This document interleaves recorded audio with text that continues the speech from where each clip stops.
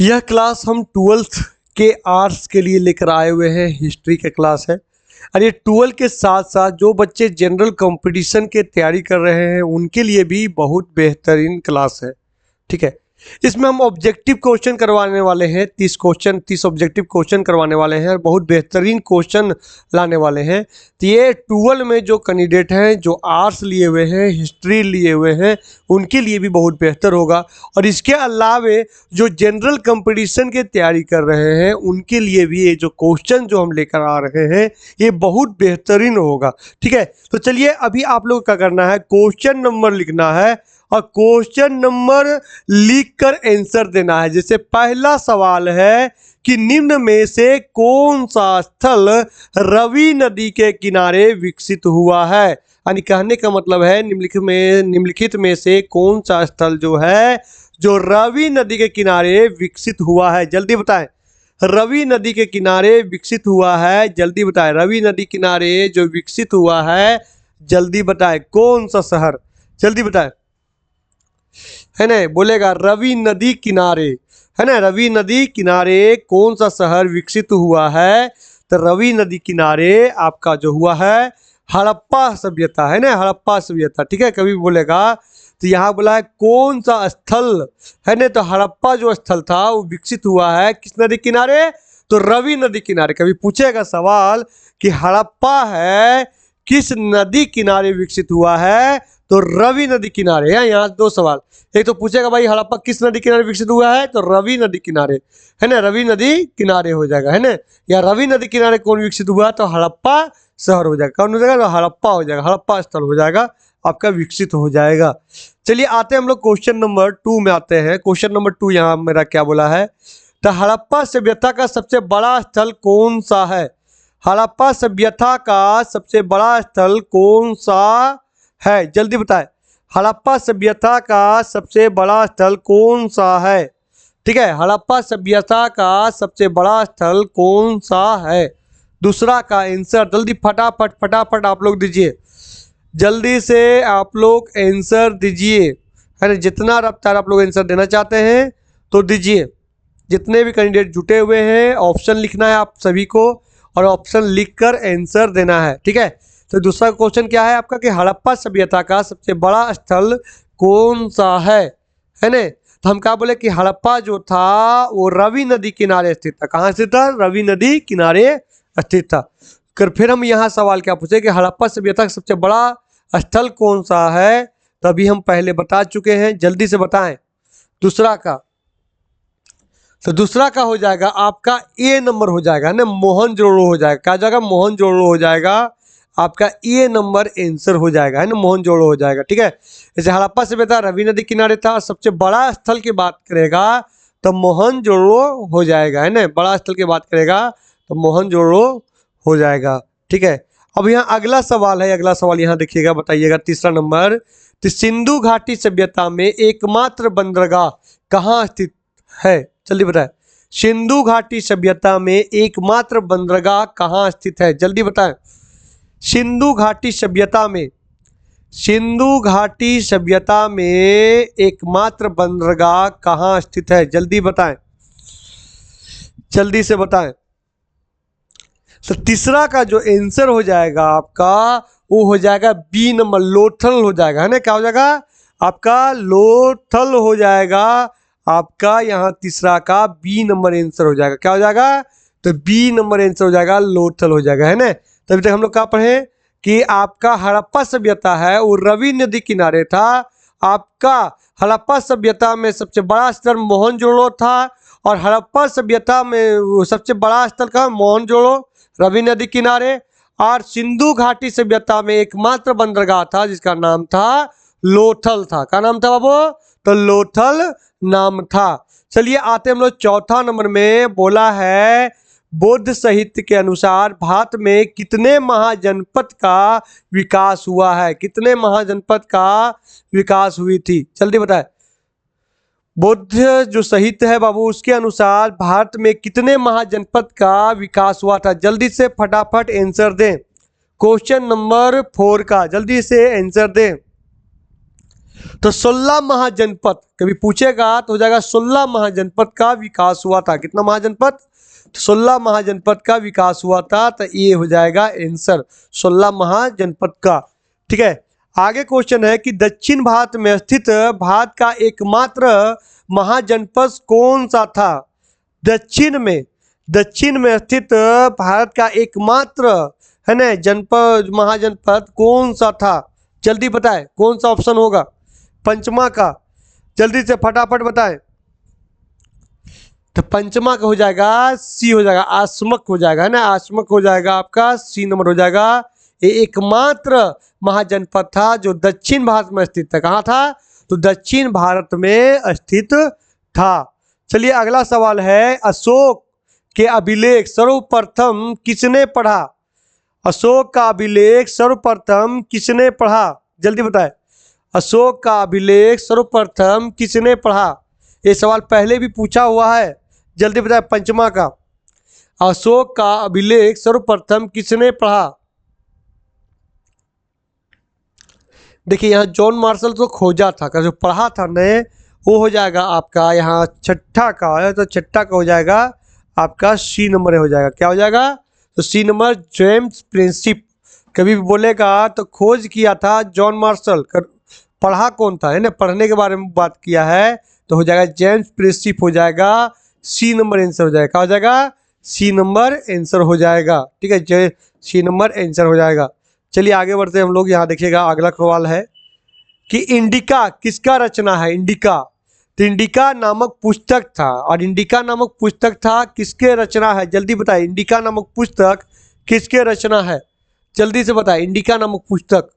तो इंडिका नामक जो पुस्तक है ना वो लिखा गया था मेगास्थनीज के द्वारा। मेगास्थनीज के बारे में भी हम कहानी बता रहे हैं, ध्यान सुनिएगा। मेगास्थनीज के द्वारा इंडिका नामक पुस्तक लिखा गया था। मेगास्थनीज जो राजदूत था वो था सेलिकस निकेटर का, और सेलिकस निकेटर ने चंद्रगुप्त मौर्य के दरबारी में मेगास्थनीज को भेजा था, और वही ने इंडिका नामक पुस्तक लिखा था जिसमें मौर्य के बारे में और बता रहे सेलिकस निकेटर के युद्ध के बारे में लिखा हुआ है इंडिका नामक पुस्तक पर। ठीक है, इंडिका नामक पुस्तक पे। ठीक है, चलिए अभी हम लोग आगे बढ़ते हैं, यहाँ ध्यान से देखिएगा, आगे बढ़ते हैं, आगे बढ़ते हैं। ठीक है, चलिए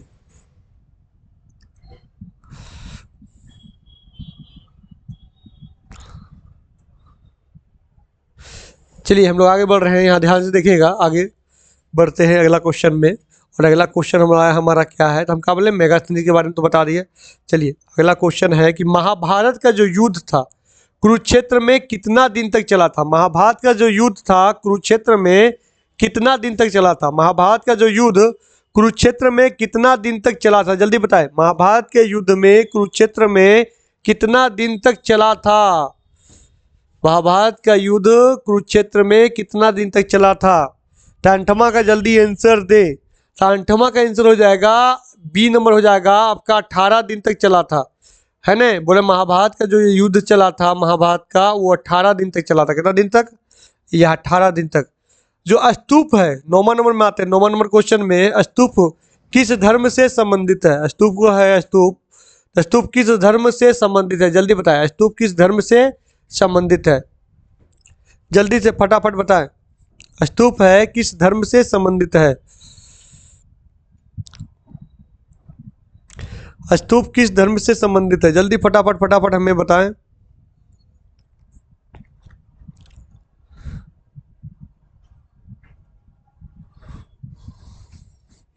जल्दी से बताएं, फटाफट बताएं।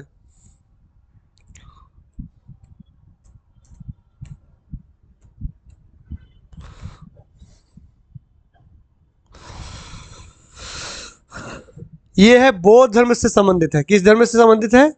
बौद्ध धर्म से संबंधित। कभी पूछेगा तो याद रखना बौद्ध धर्म से संबंधित है। कभी पूछेगा तो याद रखना 9वां को हो जाएगा आपका, तो हो जाएगा यहाँ ऑप्शन हल्का ये कर दिया ना, ऑप्शन हो जाएगा डी नंबर, बौद्ध धर्म से संबंधित है। स्तूप के बारे में बोलेगा डी नंबर हो जाएगा, बौद्ध धर्म से संबंधित है। 9वां का डी हो जाएगा। ठीक है, डी नंबर हो जाएगा बाबू। चलो आगे आते हैं हम लोग। अगला क्वेश्चन है, अगला क्वेश्चन क्या है यहाँ देखो ध्यान से। महावीर स्वामी का जन्म कहाँ हुआ? महावीर स्वामी का जन्म कहाँ हुआ? देखिए गौतम बुद्ध और महावीर का जो जन्म हुआ था ज़्यादा दिन का फर्क नहीं था, करीब 23 वर्षों का फर्क था। नॉर्मली 563 में तो जन्म हुआ था गौतम बुद्ध का, कर वही 540 में महावीर का जन्म हुआ था। अब महावीर के हुआ था कुंडलग्राम वैशाली में, है ना, कुंडलग्राम के वैशाली में महावीर के जन्म हुआ था। कुंडलग्राम के वैशाली में महावीर का जन्म हुआ था, है ना। तो इसका आंसर हो गया बी। अगर यही पूछता गौतम बुद्ध के तो लुम्नी हो जाता। गौतम बुद्ध का होता लुम्नी, और महावीर का मृत्यु हुआ था पावापुरी में, है ना। वह पावापुरी में कहाँ होता मृत्यु हुआ था, ठीक है, मृत्यु हुआ था पावापुरी में, ठीक है। किसका? महावीर का। महावीर के जन्म हुआ था कुंडलग्राम वैशाली में, और मृत्यु बोलेगा तो पावापुरी में। लुम्नी बोलेगा तो गौतम बुद्ध के जन्म स्थल था। किसका था? गौतम बुद्ध का जन्म स्थान था। चलिए आगे आते हैं कि मुक्तदाता, है ना, मुक्तदाता की कल्पना बौद्ध धर्म में किस शाखा में किया गया है? मुक्तदाता का जो कल्पना किया गया है बौद्ध धर्म में किस शाखा में किया गया है? देखिए, दो शाखा में बच गया था बौद्ध धर्म, और ये हुआ था कुषाण वंश के समय, ठीक है, कुषाण वंश के समय। तो जल्दी बताए, है ना। तो महायान हो जाएगा, क्या हो जाएगा? महायान हो जाएगा, है ना। तो सी नंबर आंसर हो जाएगा। 11 का जो हो जाएगा आपका आंसर हो जाएगा सी नंबर हो जाएगा। क्योंकि देखिए दो भाग में बौद्ध धर्म बट गया था, एक हीनयान और एक महायान, ठीक है। तो कभी बोलेगा कनिष्क के समय में कौन विकसित हुआ था? हीनयान ये विकसित हुआ था कनिष्क के समय में, ठीक है। और बोलेगा नहीं कि कल्पना बौद्ध धर्म किस शाखा में किया गया है? मुक्तिदाता का, तो महायान में किया गया, महायान में किया गया है। चलिए आते हैं क्वेश्चन नंबर 12 में। बोला पुराणों की संख्या कितनी है? जल्दी बताएं, पुराणों की संख्या। ये आप लोग बता सकते हैं। होगा बाबू राकेश, एग्जाम होगा, टेंशन नहीं लो। चलो जल्दी से बताएं कि पुराणों की संख्या कितनी है? पुराणों की संख्या कितनी है? जल्दी बताएं, पुराणों की संख्या, पुराणों की संख्या बताएं फटाफट, पुराणों की संख्या, ठीक है। 12 नंबर का आंसर बताएं। तो 12 का हो जाएगा आपका डी नंबर 18, ठीक है। देखो कुरुक्षेत्र में 18 दिन के लिए लड़ाई हुआ था, है ना। अब पुराणों की भी संख्या बोलेगा तो 18 है। कितना है? तो 18 है पुराणों की संख्या। डी नंबर आज रख लेना, ठीक है। अब यहाँ आते हैं हम लोग। बोला है अल बरूनी किस भाषा के जानकारी नहीं था? अल बरूनी के किस भाषा के जानकारी नहीं था? अल बरूनी के किस भाषा की जानकारी नहीं था? जल्दी बताएं, अल बरूनी के किस भाषा की जानकारी नहीं था? जल्दी से बताएं। 13 के बारे में बताएं, अल बरूनी के किस भाषा का जानकारी नहीं था? 13 का बताएं, अल बरूनी के किस भाषा के जानकारी नहीं था?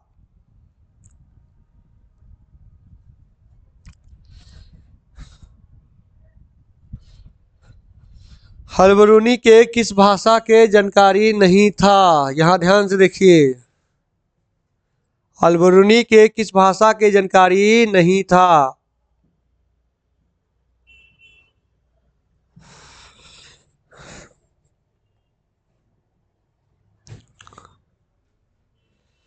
देखिए ये यूनानी भाषा, इसका जानकारी नहीं था। किसको? अल बरूनी को। अल बरूनी को यूनानी भाषा की जानकारी नहीं था। बाकी वो सीरिया को था ही, तो सीरियाई भाषा था ही। फारसी भाषा भी आता था, संस्कृत भाषा भी आता था। तो कभी पूछेगा कि अल बरूनी क्या गा, तो सीरियाई भाषा तो था ही उससे जानकारी, फारसी भाषा भी आता था और संस्कृत भाषा भी। ये तीनों भाषा अल बरूनी के आता था। बाकी यूनानी भाषा नहीं आता था, है ना, यूनानी भाषा नहीं आता है। विवेक बाबू ऑप्शन देकर क्वेश्चन नंबर लिख के आंसर देना, ठीक है। तो ये हो जाएगा यूनानी भाषा अल बरूनी को नहीं आता था, बाकी सीरियाई भाषा, फारसी भाषा और संस्कृत भाषा अल बरूनी को ही आता था, ठीक है। अगला सवाल है इब्नी बतूता, है ना, इब्नी बतूता ने किस पुस्तक की रचना की है? इब्नी बतूता ने किस पुस्तक को रचना की है? जल्दी बताएं, इब्नी बतूता, है इसके बारे में भी कई बार सवाल पूछा है। इब्नी बतूता कि किस पुस्तक की रचना की है? जल्दी बताइए, इब्नी बतूता किस पुस्तक की रचना की है? 14 नंबर, 14 नंबर बताया इब्नी बतूता।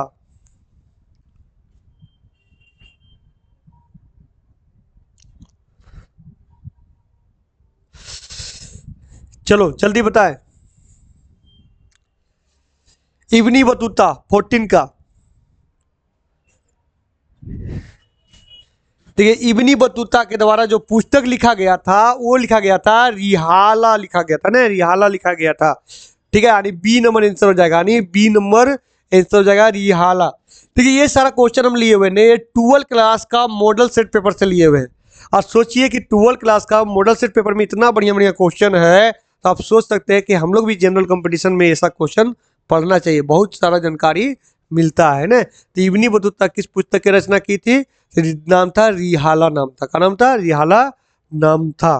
ठीक है, चलिए आगे क्वेश्चन आते हैं। तो पीर का अर्थ क्या है? पीर का अर्थ क्या है? जल्दी बताए, पीर का अर्थ क्या है? 15 को बताए पीर का अर्थ है ना। पीर, पीर का अर्थ क्या है?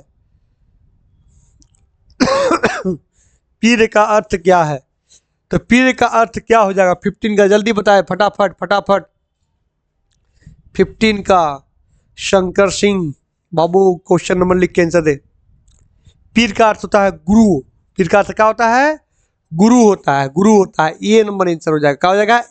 ये नंबर आंसर हो जाएगा, गुरु हो जाएगा। अगला क्वेश्चन है 16 नंबर की, प्रसिद्ध सूफी संत मोहद्दीन चिश्ती के दरगाह कहाँ है? प्रसिद्ध जो सूफी संत है मोहद्दीन चिश्ती के दरगाह कहाँ है? जल्दी बताए। 16 का, 16 का ये हो जाएगा अजमेर हो जाएगा। कहाँ हो जाएगा? अजमेर हो जाएगा। ठीक है, अजमेर हो जाएगा, सी नंबर आंसर हो जाएगा अजमेर। मोहद्दीन चिश्ती के दरगाह पूछेगा तो अजमेर हो जाएगा। कहाँ हो जाएगा? तो अजमेर हो जाएगा। ठीक है, अजमेर हो जाएगा। अलवर संप्रदाय के लोग किस देवता का उपासना करते हैं? अलवर संप्रदाय, जल्दी बताएं। 17 नंबर के बताएं, 17 का, 17 का, चलो बहुत बढ़िया। 17 का आप लोग बताइए, 17 का, 17 का बताएं। राकेश, शंकर कुमार, राकेश, मुरली, बहुत बढ़िया। 17 का बताएं। अलवर संप्रदाय लोग किस देवता के उपासना करते हैं? अलवर संप्रदाय में, इसमें 17 का आपका जो आंसर हो जाएगा वो हो जाएगा ए नंबर, है ना, विष्णु के, है ना, कुमार शंकर, देखो विष्णु के, ए नंबर हो जाएगा ना। अलवर संप्रदाय में हो जाएगा विष्णु के, है ना, विष्णु के। ठीक है, उपासना करते हैं। कभी बोलेगा अलवर संप्रदाय में किसका करते हैं? तो विष्णु के करते हैं। ठीक है, अगला सवाल है, विजयनगर साम्राज्य के संस्थापक कौन था? विजयनगर साम्राज्य के संस्थापक कौन था? 1365 में लोग किया था ने, है ना, और दो भाई ने मिलकर किया था। तो कौन कौन किया था? जल्दी बताएं। विजयनगर साम्राज्य के, विजयनगर साम्राज्य के, जल्दी बताएं। विजयनगर साम्राज्य के दो भाई मिलकर किया था, जिसका नाम था हरहर बुक्का। ठीक है, 1365 में किया था, विजयनगर साम्राज्य की स्थापना किया था, हरहर और बुक्का किया था। चलिए आगे आते हैं हम लोग 19 नंबर में। तेलुगु साहित्य, है ना, तेलुगु साहित्य में आमुक्त मल्यादा की रचना किसने किया था? आमुक्त मल्यादा की रचना किसने किया था तेलुगु साहित्य में? जल्दी बताएं। 19 का जल्दी बताया कि तेलुगु साहित्य में आमुक्ति मल्यादा की रचना किसने किया था? तो ये किया था आपका, जल्दी से 19 के, फटाफट फटाफट 19 का आंसर दीजिए। 19 का आप लोग आंसर दें, 19 का आंसर दें, 19 का। तो 19 का हो जाएगा कृष्ण देव राय हो जाएगा, बी नंबर आंसर हो जाएगा, कृष्ण देव राय हो जाएगा, है ना। तेलुगु साहित्य में आमुक्त मल्यादा का रचना जो किया था कृष्णदेव राय के द्वारा किया गया था, कृष्णदेव राय के द्वारा किया गया था। अकबरनामा रचना, अकबरनामा रचना किसने किया था? जल्दी बताएं, अकबरनामा रचना किसने किया था? 20 का, फटाफट बताएं। अकबरनामा रचना किसने किया था?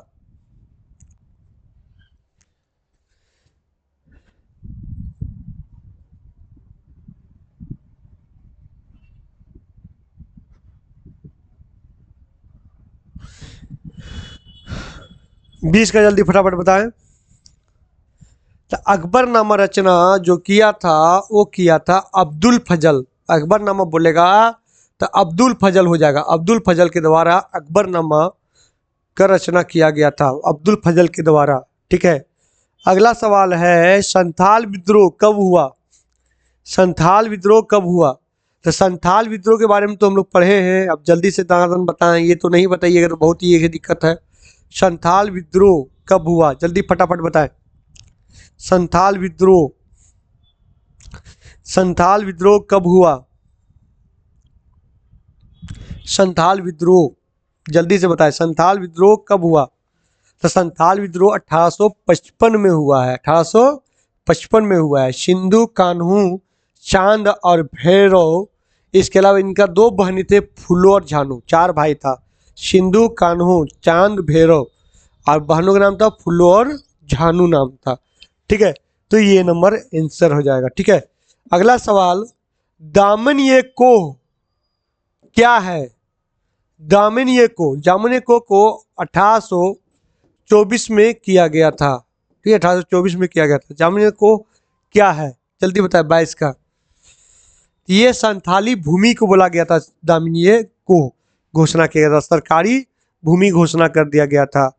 चलिए 23 में है 1793 में अस्थाई बंदोबस्त लागू हुआ था, उस समय बंगाल के गवर्नर कौन था, जल्दी बताएं। 1793 में स्थानीय बंदोबस्त जब लागू हुआ था उस समय बंगाल के गवर्नर कौन था, बंगाल के गवर्नर कौन था, जल्दी बताएं।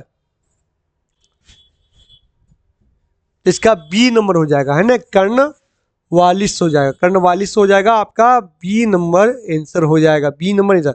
ये है आपका 12 क्लास के लिए। और जनरल कंपटीशन में भी ऐसा क्वेश्चन आपको जानना चाहिए, क्योंकि ऐसा क्वेश्चन पूछता है, क्योंकि VVI लगा तो हम आपको पढ़ा दे रहे हैं। ठीक है, क्योंकि अब सुमन क्लासेस में आपको 11 12 भी आर्ट्स पढ़ाया जाएगा, आर्ट्स का, साइंस का, कॉमर्स का भी क्लास कराया जाएगा, इसके अलावा 1 to 10 भी क्लास कराया जाएगा। ठीक है, कोई कैंडिडेट होगा करने के लिए तो उनको एक बार जानकारी दीजिएगा।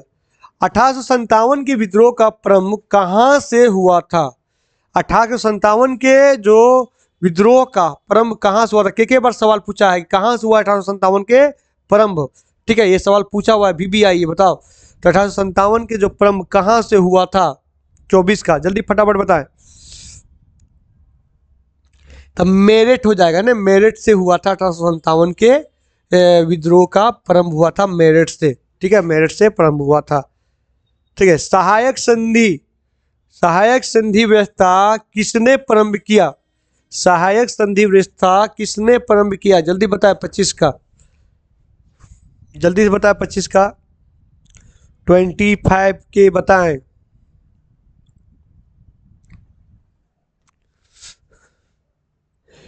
तो इस सहायक संधि का जो बोलेगा ने याद रखना, सहायक संधि का होगा वारेन हेस्टिंग्स, है ना, वारेन हेस्टिंग हो जाएगा, जो सहायक संधि के ये किया था, व्यवस्था के प्रारंभ किया था। ठीक है, आते हम लोग 26 नंबर में, तो बोला है चोरी चोरी कांड, जो चोरा चोरी जो कांड है कब हुआ, चोरा चोरी कांड कब हुआ था, जल्दी बताए डेट सहित 26 का। चोरा चोरी कांड कब हुआ 26 का, 26 का बी नंबर 4 फरवरी 1922 को हुआ था। चलो बहुत बढ़िया, बहुत बढ़िया, शंकर मोहली कुमार मोदी, बहुत बढ़िया। ठीक है, 26 के बताओ, 26 का हो जाएगा 4 फरवरी 1922 को। चलिए 4 क्वेश्चन बचा हुआ है। तो महात्मा गांधी के राजनीतिक गुरु कौन थे महात्मा गांधी के राजनीतिक गुरु कौन थे, जल्दी बताओ, महात्मा गांधी के राजनीतिक गुरु कौन थे। तो राजनीतिक गुरु गोपाल कृष्ण गोखले थे, गोपाल कृष्ण गोखले, महात्मा गांधी के राजनीतिक गुरु गोपाल कृष्ण गोखले, महात्मा गांधी के राजनीतिक गुरु बोलेगा तो गोपाल कृष्ण गोखले हो जाएगा। ठीक है, भारत संविधान सभा के अस्थाई अध्यक्ष कौन थे, तो अस्थाई थे वो थे राजेंद्र प्रसाद, अस्थाई में अस्थाई करता तब सत्यानंद हो जाता, कर ये हो गया अस्थाई में होगा तो जाएगा राजेंद्र प्रसाद हो जाएगा। चलिए 29 में सवाल है कि भारत संविधान कब लागू हुआ, भारत के संविधान कब लागू हुआ, 29 का जल्दी बताएं, भारत के संविधान कब लागू हुआ, भारत के संविधान कब लागू हुआ 29 का, जल्दी फटाफट बताएं, 29 का बताएं। तो 26 जनवरी 1950 को लागू हुआ है ना, 26 जनवरी 1950 के लागू हुआ। कभी बोलेगा भारतीय संविधान कब लागू हुआ? तो 26 जनवरी 1950 के लागू हुआ, 26 जनवरी 1950 के लागू हुआ भारतीय संविधान। ठीक है, भारतीय संविधान। ठीक है, चलिए हम लोग आगे बढ़ते हैं। और आगे क्या बढ़ते हैं, यहाँ ध्यान से देखिए। संविधान का निर्माण कितने समय लगा था? संविधान का जो निर्माण में कितने समय लगा था? तो 2 वर्ष 11 महीना 18 दिन लगा था। बी नंबर आंसर हो जाएगा, 30 का बी नंबर आंसर हो जाएगा। तो आज इतना ही, कल फिर हम 30 क्वेश्चन लेकर आएंगे आप सभी के बीच, और बहुत बेहतरीन क्वेश्चन लेकर आएंगे। और इसी प्रकार हम रेगुलर कोशिश करेंगे एवरीडे आने का। बाकी जो आर्ट्स लिए हुए हैं, जिनका 12 क्लास है, उनका लिए ये वीडियो सबसे बेहतरीन होगा, क्योंकि स्पेशल उन्हीं के लिए। और इसके अलावा जो जनरल कंपटीशन के भी कैंडिडेट हैं, उनके लिए भी ये बेस्ट है, तो वो भी इस क्लास से तैयारी कर सकते हैं।